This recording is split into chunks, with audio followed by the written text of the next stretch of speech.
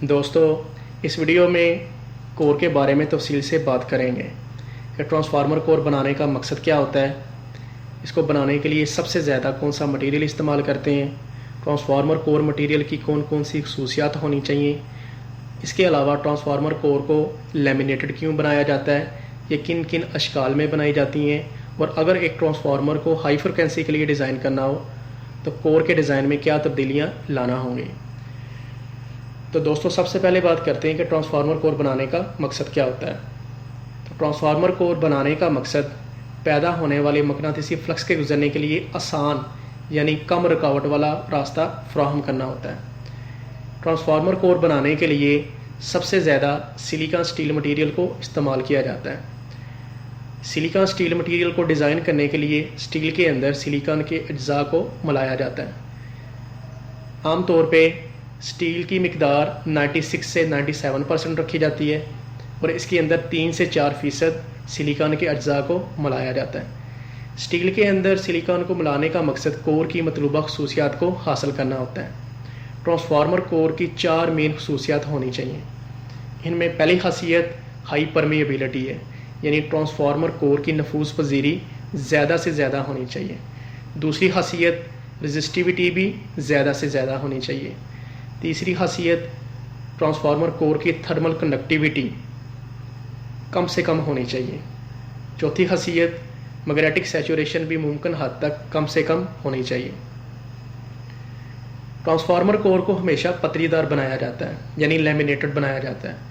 Laminated बनाने से ये मुराद है कि हर पतरी को दूसरी पतरी से दरमियान में कोई इंसुलेशन मटेरियल मसलन कागज़, माइका, वार्निश वगैरह रख के पतरियों को आपस में इंसुलेट किया जाता है। तो ट्रांसफार्मर को लैमिनेटेड बनाने का मकसद एडी करंट लॉसेस को कम से कम करना होता है।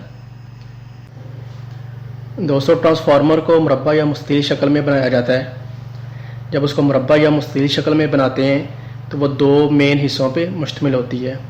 एक वो हिस्सा जो अमूदी होता है उसको लिम्ब या लेग कहते हैं। इस हिस्से के ऊपर वाइंडिंग को बनाया जाता है। दूसरा हिस्सा जो उफ़की होता है उसको योक कहते हैं। ये मुकम्मल हिस्सा फ्लक्स को गुजारने के लिए इस्तेमाल होता है।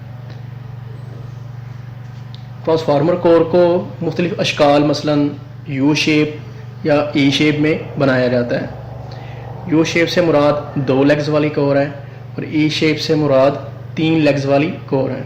इसके अलावा एल और आई शक्ल की कोर की लेमिनेशन को आपस में जोड़ के मुस्ततील या मुरब्बा शक्ल की कोर्स बनाई जाती हैं।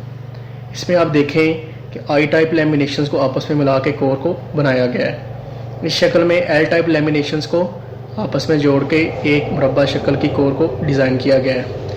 ये ई टाइप लेमिनेशन है जिसको आई टाइप लेमिनेशन के साथ जोड़कर 3 लेग्स वाली कोर बनाई जाती है। अब बात करेंगे कि अगर हम एक ट्रांसफार्मर हाई फ्रिक्वेंसी के लिए डिज़ाइन करना चाहते हैं तो उसके कोर के डिज़ाइन में क्या तब्दीलियां लाना मकसूद होंगी।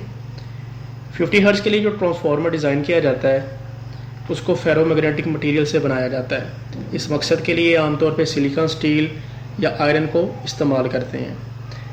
लेकिन अगर हमने हाई फ्रिक्वेंसी के लिए कोर को डिज़ाइन करना है तो कोर का ऐसा मटेरियल होना चाहिए जिसकी रेजिस्टिविटी बहुत ज़्यादा हो। इसकी वजह ये है कि हाई फ्रिक्वेंसी की वजह से कोर में बहुत ज़्यादा एडी करंट्स पैदा होंगे, तो इन एडी करंट्स की वजह से बहुत ज़्यादा एडी करंट लॉसेस वाक़या होंगे। तो इस मकसद के लिए जो कोर इस्तेमाल की जाती है उसे फेरिट कोर यानी फेरी मैग्नेटिक मटेरियल से बनी हुई कोर इस्तेमाल करते हैं। और इन मटेरियल्स की ये खासियत होती है कि इनकी रेजिस्टिविटी बहुत ज़्यादा होती है। अब जबकि 50 हर्ट्ज़ के लिए जब हम ट्रांसफार्मर को डिज़ाइन करते हैं तो पतरियों की मोटाई आमतौर पे 0.27 मिलीमीटर होती है।